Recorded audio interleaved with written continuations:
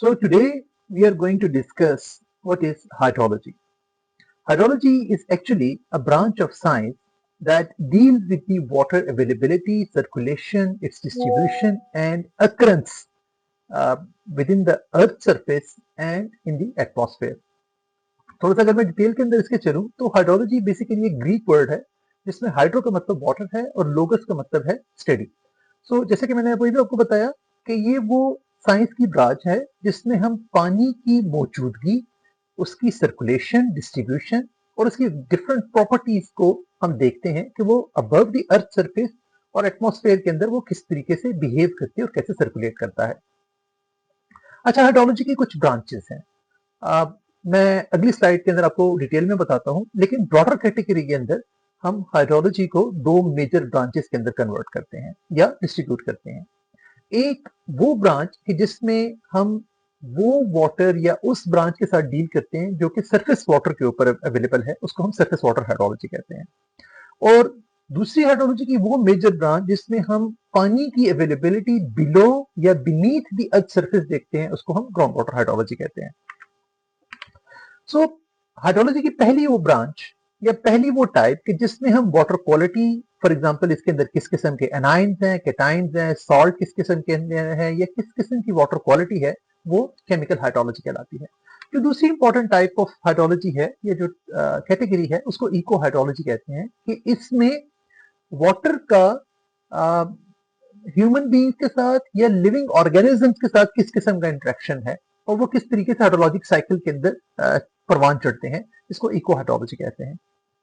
जो तीसरी इंपॉर्टेंट बात जैसे मैंने अभी आपको बताया कि वाटर या हाइड्रोलॉजी की वो ब्रांच जिसमें हम बीनीथ द वाटर सरफेस या बीनीथ द अर्थ सरफेस हम वाटर की अवेलेबिलिटी, मूवमेंट देखते हैं कि रॉक्स के अंदर वो किस तरह की मूव कर रही है, अर्थ क्रस्ट के अंदर किस किस्म की मूव करती है, वो हाइड्रोजियोलॉजी कहलाती है, ये ग्राउंड वाटर हाइड्रोलॉजी कहलाती है। चौथी इंपॉर्टेंट चीज ये है कि किसी भी एरिया में जब हाइड्रोलॉजी को हम डील करते हैं, स्टडी करते हैं, तो सबसे पहले उस एरिया के अंदर हम प्रेसिपिटेशन को देखते हैं। अब ये जो प्रेसिपिटेशन है ये बेसिकली मीट्रोलॉजी के अंदर आती है। So basically it is the difference of the energy transfer from the land to the atmosphere कि वो किस तरीके से बिहेव कर रहा है, ये हाइड्रोमीट्रोलॉजी कहलाती है। और जितनी भी हमारे नेविगेशन सिस्टम्स हैं या एविएशन सिस्टम है, वहां पे hydrometeorology is one of the most important science जिसको देखा जाता है।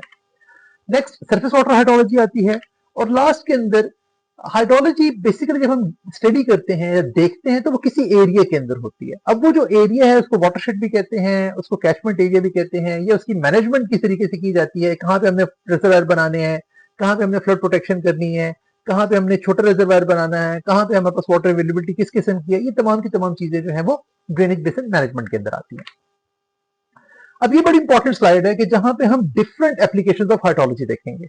मिसाल के तौर पर किसी भी रीजन के अंदर अगर हमने वाटर बैलेंस देखना है तो वो एक हाइड्रोलॉजिस्ट का काम है कि वहां पे कितनी बारिश हुई, कितना पानी अवेलेबल है, और आया ये जो पानी अवेलेबल है ये वहां पे एग्रीकल्चर के लिए, इरिगेशन के लिए या डिफरेंट डोमेस्टिक पर्पज के लिए वो काफी है या नहीं है। अगर नहीं है तो हम किस तरीके से उसकी जरूरियात को पूरा कर सकते हैं। दूसरी इंपॉर्टेंट जो एप्लीकेशन है हाइड्रोलॉजी की वो किसी भी एग्रीकल्चरल एरिया के अंदर वाटर बैलेंस है कि आया अगर मेरे पास मिसाल के तौर पर 100 हेक्टेयर ऑफ लैंड है तो क्या मेरे पास इतना पानी है कि मैं 100 हेक्टेयर को दे सकता हूँ, प्रोवाइडेड कि हम कौन सी इरिगेशन टाइप अप्लाई कर रहे हैं। इरिगेशन से चलते चलते कि हम इरिगेशन सिस्टम भी डिजाइन करते हैं, ये भी हाइड्रोलॉजिस्ट की जॉब है। चौथी इंपॉर्टेंट चीज कि किसी भी ऐसे एरिया में कि जहां पे रिवर करीब से गुजर रहा है तो वहां पे फ्लडिंग के चांसेस ज्यादा होते हैं। अब वो फ्लड प्रोटेक्शन सिस्टम डिजाइन करना या वो बफर एरिया डिजाइन करना ये भी हाइड्रोलॉजिस्ट की जॉब है। मुख्तलिफ कंट्रीज में मुख्तलिफ रूल फॉलो किए जाते हैं। पाकिस्तान के प्रोस्पेक्टिव में हमारे पास फेडरल फ्लड कमीशन है जिन्होंने नेशनल फ्लड प्रोटेक्शन प्लान 4 बनाए हुए हैं। तो हम जब भी किसी एरिया के अंदर कोई फ्लड प्रोटेक्शन का काम करते हैं वहां पे हमें उनके रूल्स को फॉलो करना पड़ता है। इसके बाद ड्रेनेज सिस्टम डिजाइन करना किसी भी एरिया के अंदर, चाहे वो एग्रीकल्चर के लिए या हाउस होल्ड के लिए, वो किस किस्म का हम डिजाइन करते हैं, अगेन ये हाइड्रोलॉजिस्ट की जॉब है। फिर फ्लड की प्रेडिक्शंस करना, आया यहाँ पे फ्लड मैग्नीट्यूड ज्यादा होगा, कम होगा। इंशाल्लाह आने वाले लेक्चर्स के अंदर हम उसको बहुत डिटेल में देखेंगे, जहां पे हम रिटर्न पीरियड्स पढ़ेंगे, इसके आईडीएफ कर्व्स को हम देखेंगे और डिफरेंट चीजों को इंशाल्लाह हम देखेंगे। तो ये भी एक हाइड्रोलॉजिस्ट की जॉब है कि वो फ्लड की प्रेडिक्शन करता है, आया 2 ईयर का होगा, 5 ईयर का होगा, 10 ईयर का होगा, उसका मैग्नीट्यूड क्या होगा, क्योंकि बेस्ड ऑन दैट फिर डिफरेंट कंस्ट्रक्शन एक्टिविटीज की जाती हैं। अगर आप किसी ऐसे एरिया के अंदर हैं जो कि रिवर के करीब है, आपने वहां पे ब्रिज बनाना है या डिजाइन करना है, आपने एम्बैंकमेंट बनानी है, डिजाइन करनी है, तो उसके लिए हमारे पास बहुत इंपॉर्टेंट है कि हमें पता हो कि हमारे पास फ्लड का मैग्नीट्यूड क्या है और उसका रिटर्न पीरियड क्या होगा। फिर जब एग्रीकल्चरल एरिया के अंदर आप डिफरेंट किस्म के न्यूट्रिएंट सप्लाई करते हैं in the form of fertilizers, तो वहां से नाइट्रेट्स, फॉस्फेट, सल्फेट, ये तमाम चीजें जो है वो लीच डाउन करती हैं, या तो आपके सरफेस वाटर बॉडीज के अंदर आती हैं या ग्राउंड वाटर बॉडीज के अंदर आती हैं। अब इसकी असेसमेंट करना ये भी हाइड्रोलॉजिस्ट की जॉब है, ये हाइड्रोलॉजी की एप्लीकेशन के अंदर आती है। फिर अगर कोई अर्बन एरिया है तो उसका वाटर सिस्टम डिजाइन करना ड्रिंकिंग के लिए या सीवेज के लिए, ये भी एक हाइड्रोलॉजिस्ट की जॉब है, या हाइड्रोलॉजी की कैटेगरी के अंदर आती है। And on top of that कि हम किसी भी नेचुरल लैंड के अंदर ह्यूमन इंड्यूस्ड इन्वायरमेंट में जो इन्वायरमेंटल चेंज है और वाटर रिसोर्सेज है उसके ऊपर इम्पैक्ट असेसमेंट करना, ये भी हाइड्रोलॉजी की जॉब के अंदर आता है। ये ऐसी स्लाइड है जो हम बचपन से देखते आ रहे हैं, लेकिन मैंने कोशिश की एक बड़े सिंपल टर्म्स के अंदर आपको बताऊं कि हाइड्रोलॉजिकल साइकिल स्टार्ट कैसे होता है। तो सबसे पहली चीज एवेपोरेशन, और याद रखिएगा एवेपोरेशन, जब मैं सिर्फ एवेपोरेशन कह रहा हूं तो ये सिर्फ वाटर बॉडीज से होगी, लेक, कैनाल, रिजर्वायर, इनसे होती है। जब प्लांट सर्फेस से भी होती है तो उसको हम ट्रांसपिरेशन करते हैं, और नॉर्मली हाइड्रोलॉजी की जुबान में दोनों को कंबाइन देखा जाता है, इसको हम एवेपोट्रांसपिरेशन या ईटी कहते हैं। तीसरी इंपॉर्टेंट चीज है, यही जो मॉइस्चर लेवल ऊपर जाता है तो उसको कंडेंस होना पड़ता है टेम्परेचर ग्रेडियंट की वजह से, डिफरेंस की वजह से। अब जब ये कंडेंस होगा तो प्रेसिपिटेशन होगी आपके पास। आगे जाके हम डिस्कस करेंगे कि प्रेसिपिटेशन की सिर्फ वही एक फॉर्म नहीं है जो हम नॉर्मली देखते हैं, जिसको आप लिक्विड प्रेसिपिटेशन कहते हैं, इसकी और भी बहुत सी टाइप्स हैं। इसके बाद क्या होगा, आपके पास रन ऑफ जनरेट होगा। अब रन ऑफ जनरेट होना है, नहीं होना, ज्यादा होना है, कम होना है, खैर ये एक अलग बहस है, इंशाल्लाह आगे जाके जब मैं वाटरशेड कैरेक्टरिस्टिक्स की तरफ जाऊंगा मैं, तो वहां पे आपको मैं एक्सप्लेन करूंगा। Then we have infiltration and finally we have a surface and subsurface flows. ठीक है, तो इस तरीके से हाइड्रोलॉजिकल साइकिल मूव करता है किसी भी एरिया के अंदर। किसी भी एरिया में जहां पे हम हाइड्रोलॉजी को डिस्कस कर रहे होते हैं तो water beneath the land surface और वाटर के जो लैंड सरफेस के नीचे के जो पोर्स होते हैं, अगर तो वहां पे कैपेसिटी है कि वो फिल हो सके तो उसको हम अनसेचुरेटेड जोन कहते हैं। लेकिन अगर उसके अंदर कैपेसिटी नहीं है कि वो फिल हो सके तो उसको हम सेचुरेटेड जोन कहते हैं। ठीक है, तो अनसेचुरेटेड जोन के अंदर जो वाटर होता है और वाटर टेबल से ऊपर जो होता है उसको हम सॉइल वाटर कहते हैं। ठीक है जी, स्लाइड के अंदर अगर आप देखें तो ये वो जो एरिया है जहां पे वाटर अभी एब्जॉर्ब होने की कैपेसिटी है वो अनसेचुरेटेड जोन कहलाता है, और ये वो वाटर टेबल का एरिया कहलाता है। तो इसके दरमियान का जो एरिया है इसको सॉइल वाटर कहा जाता है। फिर इससे नीचे अगर आप देखें तो वो ग्राउंड वाटर जोन कहलाते हैं। अब हम डिटेल में जब इसको देखते हैं तो इसमें डिफरेंट टॉपिक्स है। फॉर एग्जाम्पल एक्वाफर क्या होता है, सॉइल मॉइस्चर क्या होता है, कैपिलरी राइज किस तरीके से पानी ऊपर मूव करता है, इवेपोरेशन कैसे होती है वाटर बॉडी से, ट्रांसपरेशन प्लांट सर्फेसिस से, और पर्कुलेशन दोबारा पानी कैसे ग्राउंड वाटर के अंदर जाता है। तो ये तमाम चीजें इंशाल्लाह आने वाले लेक्चर्स के अंदर हम इसको कवर करेंगे। जैसे कि मैंने आपको जिक्र किया कि हमारे पास टोटल एज एन एग्जांपल अगर 100% वाटर अवेलेबल है तो इसमें से तकरीबन 97% वाटर जो है वो नॉट रेडी टू यूज है, वो सलाइन वाटर है, ओशंस के अंदर है या सी के अंदर है। So we have only 3% fresh water available. अभी अगर 3% की हम फर्दर बाइफर्केशन करते हैं तो अराउंड 69% वाटर जो है वो हमारे पास ग्लेशियर्स की फॉर्म में है, और 30% के करीब वाटर जो है वो ग्राउंड वाटर में है। सो इन दोनों को माइनस करके हमें पता चलता है कि we have approximately closer to 1% water ऐसा अवेलेबल है जो कि रेडी टू यूज है, उसको हम इस्तेमाल कर सकते हैं। और उसके लिए अगर हम बाइफर्केशन करते हैं उस 1% की, तो तकरीबन 87% ऑफ वाटर जो है वो हमारे पास लेक्स की फॉर्म में है, 11% स्वाम्स हैं जिसको आप जोड़ वगैरह कहते हैं, और 2% वाटर हमारे पास रिवर की फॉर्म में है। ये एक बड़ी इंपॉर्टेंट स्लाइड है जिसमें कहा गया है कि water will be the oil of 21st century. इसको इसलिए कहा गया है कि दुनिया में जितनी भी दो वर्ल्ड वॉर हुई हैं, वर्ल्ड वॉर 1 और 2, वो कहा जाता है कि वो ऑयल रिजर्व्स के ऊपर हुई हैं। खुदा न खास्ता अगर there will be a third world war, it will be on the water resources, और दुनिया के मुख्तलिफ ममालिक वाटर को as a source of weapon भी यूज कर रहे हैं, और इसे सोर्स ऑफ इकोनॉमी भी है। तो जितना भी पानी हमारे पास अवेलेबल है वो 3%, वो तकरीबन 90% ऑफ द पॉपुलेशन उसको यूज कर रही है।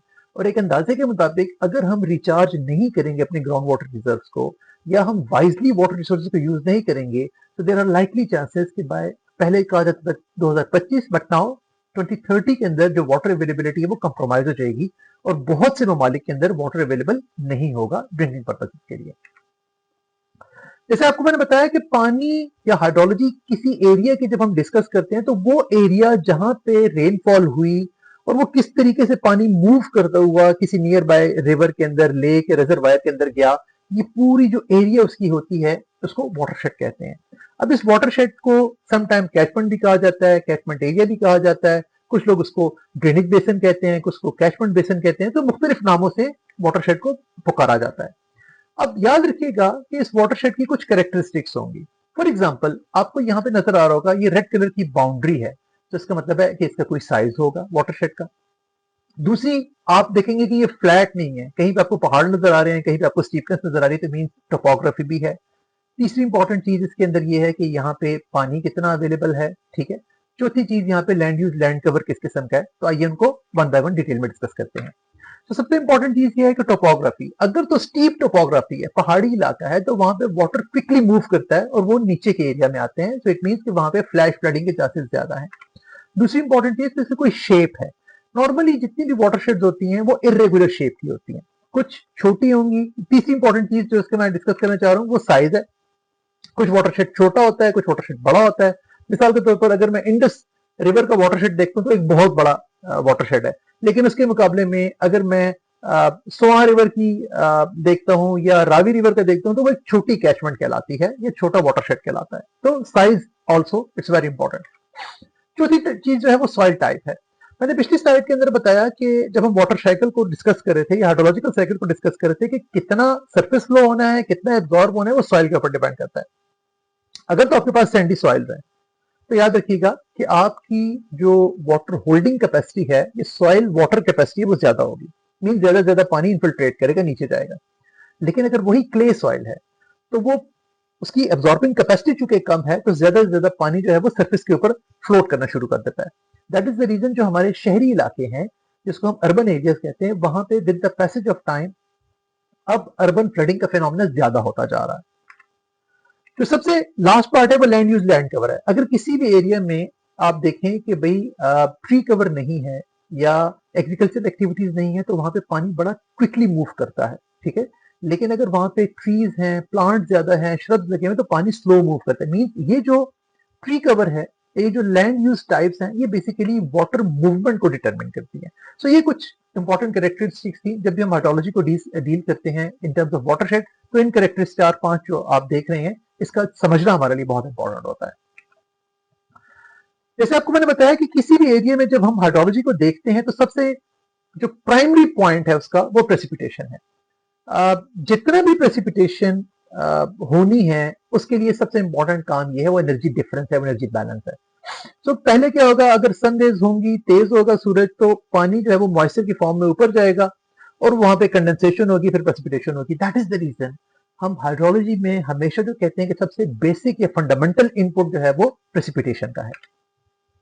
अब कौन से वो फैक्टर्स हैं जो कि एटमॉस्फेरिक मॉइस्चर को होल्ड करते हैं या वहां पे प्रेसिपिटेशन करवाते हैं किसी भी एरिया में, तो यहाँ पे दो इंपॉर्टेंट फैक्टर्स हैं, एक क्लाइमेटिक कंडीशंस है, दूसरी ज्योग्राफी है। याद रखिएगा जितना भी मॉइस्चर एयर के अंदर जाता है, जो उसका चीफ सोर्स है या प्राइमरी सोर्स जो है वो ओशन है हमारे पास, फिर उसके बाद लेक्स हैं, रिवर्स हैं, रिजर्वायर्स हैं और आपकी ट्रांसपेरेशन के सिस्टम है। आज तक हमने सिर्फ जो बारिश जिसको हम कहते हैं ना, वो सिर्फ हमने लिक्विड को ही बारिश समझा है, लेकिन ये कुछ टाइप्स हैं जिसमें हम समझने की कोशिश करेंगे कि ड्यू भी इज अ सॉर्ट ऑफ या टाइप ऑफ प्रेसिपिटेशन है या फॉर्म ऑफ प्रेसिपिटेशन है, मिस्ट भी है, फॉग भी है, रेन भी है, हेल भी है और स्नो भी है। सो जो लिक्विड प्रेसिपिटेशन है उसको आप कह रहे हैं रेन है, फॉग है, मिस्ट है और ड्यू है, इसको हम लिक्विड प्रेसिपिटेशन कहते हैं। लेकिन हेल एंड स्नो इसको हम सॉलिड प्रेसिपिटेशन कहते हैं। तो इंशाल्लाह आने वाले लेक्चर्स के अंदर इसको हम डिटेल से देखेंगे। अब रेन मेट्रोलॉजी की जबान में रेन का मतलब है ड्रॉप ऑफ वाटर जिसका साइज एटलीस्ट 0.5 मिलीमीटर हो, ठीक है। So there are two different form of rains, either in the form of shower या ड्रिजल। अब शावर क्या है, शावर थोड़ी देर के लिए होगा और वो एकदम से बड़े बड़े ड्रॉप्स आ जाएंगे आपके पास, उसको हम शावर कहते हैं। ड्रिजल क्या होता है, वो लंबी देर के लिए होता है और छोटे ड्रॉपलेट्स होते हैं, ठीक है जी। So rain can either be formed as ice crystal, melts, it can be smaller water droplets, larger water droplets. तो ये बेसिकली एक रेन की कैटेगराइजेशन है। एक को हम शावर कहते हैं जो थोड़ी देर के लिए होता है और बड़े बड़े ड्रॉप्स होते हैं, अचानक से बारिश शुरू हो जाती है। दूसरा ड्रिजल्स है जो कि इसको आप रिमझिम कह सकते हैं कि स्लोली एंड ग्रेजुअली होता है but for longer period of time के लिए होता है। और यहां पे हम देख रहे हैं कि लाइट रेन जो होगी उसकी इंटेंसिटी जो होगी वो 2.5 मिलीमीटर पर आवर होगी, जो मॉडरेट रेन होगी उसकी 2.8 से 7.6 मिलीमीटर पर आवर होगी, और जो हैवी रेन होती है वो 7.6 मिलीमीटर पर आवर या इससे ज्यादा की होगी। अब दूसरी जो सॉलिड प्रेसिपिटेशन की फॉर्म है उसको हम स्नो कहते हैं। Snow is the second most common precipitation in the north east area, means जो हमारे नॉर्दर्न एरियाज हैं वहां पे क्योंकि पहाड़ी इलाका है, टेम्परेचर कम होता है, तो वहां पे जो प्रेसिपिटेशन होगी वो नॉर्मली स्नो की फॉर्म में होती है। तो जब टेम्परेचर बहुत कम हो जाता है तो ये स्नो की फॉर्म में वहां पे हमारे पास सेव हो जाती है। ठीक है, स्नो की जब टेम्परेचर ज्यादा होता है तो ये मेल्ट होना शुरू हो जाती है और हमारे सिस्टम के अंदर ये ऐड होना शुरू हो जाती है। So density of fresh fall snow varies between 125 to 500 meters of snow required equal of 25 millimeter of liquid water। इसका मतलब क्या है? स्नो जब होती है तो उसके अंदर एयर पॉकेट्स होते हैं, वो लूजली पैक्ड होती है। इसी वजह से बच्चे जब खेलते हैं स्नो बॉल्स बनाते हैं, किसी को मारते हैं उनको तकलीफ नहीं होती, लेकिन वही अगर वो आइस किसी को मारे तो खुदा ना खास्ता वो तकलीफ या चोट पहुंचा सकती है, क्योंकि आइस के अंदर एयर पार्टिकल्स नहीं होते या एयर पैक्स नहीं होते।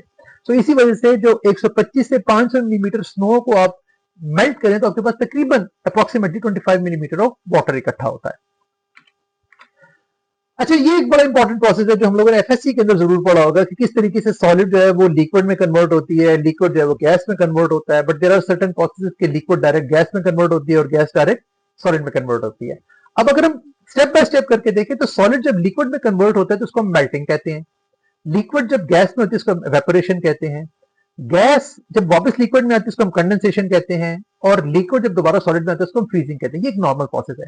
लेकिन सॉलिड अंडर सर्टेन कंडीशन जब डायरेक्टली गैस के अंदर कन्वर्ट होती है इसको हम सब्लिमेशन कहते हैं, और इसी तरह गैस जब डायरेक्ट सॉलिड के अंदर कन्वर्ट होती है तो इसको हम डेपोजिशन कहते हैं। ये कुछ इंपॉर्टेंट टर्मिनोलॉजी थी जो कि हाइड्रोलॉजी के अंदर बहुत कॉमनली यूज होती है।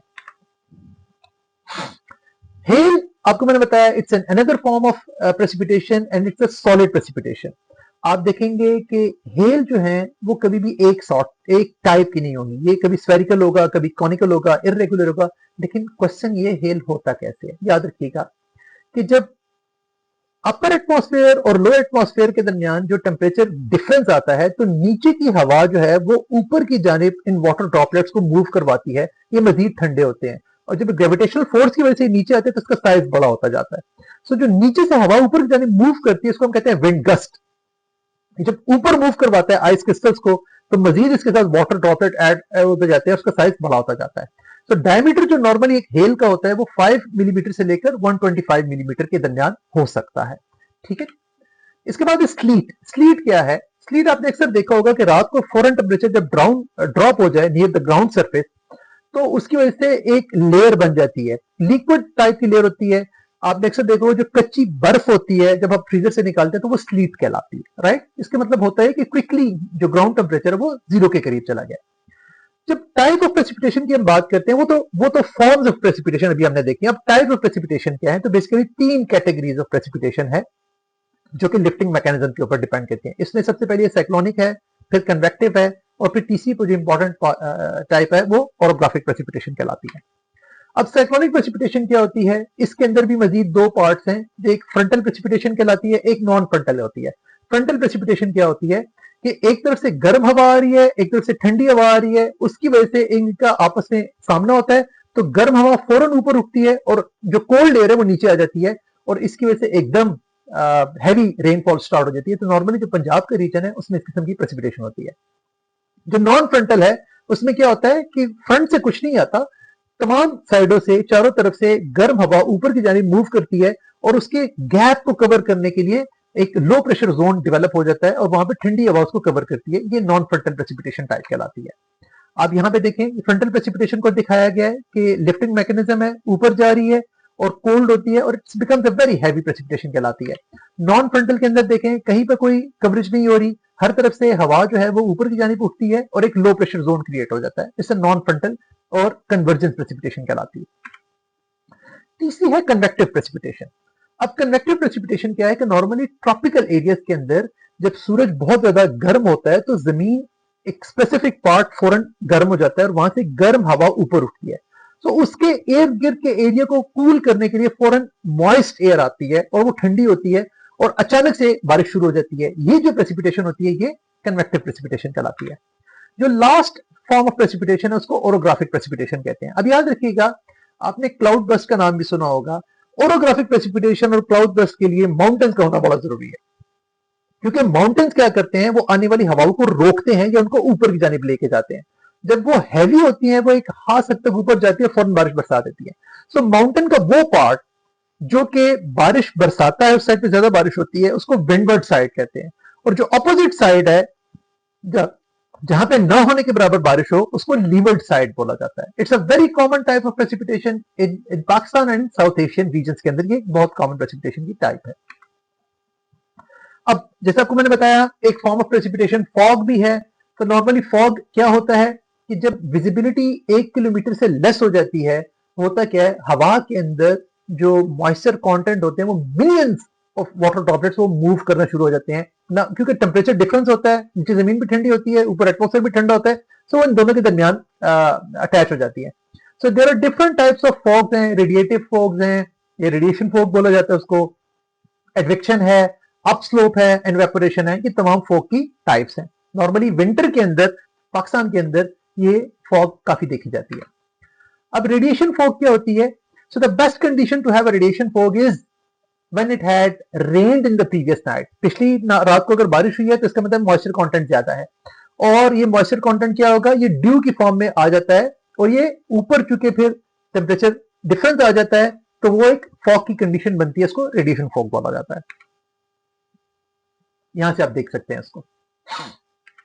Next, radiation fog nested in the valleys. ये बात याद रखिएगा, जो वैलीज होती हैं जिसके इर्द गिर्द पहाड़ होंगे, वहां पे इस किस्म की फॉग बहुत ज्यादा आपको देखने को मिलती है, क्योंकि उस साइडों से एयर नहीं आती, हवा नहीं आती, उसको रोक के रखते हैं, एक इनकैप्सुलेटेड कंडीशन बन जाती है।